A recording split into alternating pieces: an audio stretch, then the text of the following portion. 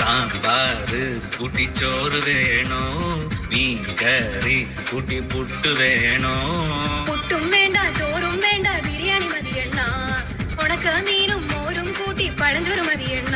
ഉണക്ക മീൻ തരണം ശാന്തേ, ഇല്ലെണ്ണ ഇല്ലെണ്ണ ഇല്ലെണ്ണ.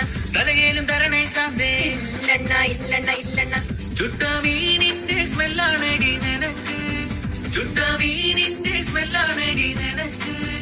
അത് കുളിക്കാത്ത സ്മെല്ലാണെണ്ണ എനിക്ക്, അത് കുളിക്കാത്ത സ്മെല്ലാണെണ്ണ എനിക്ക്.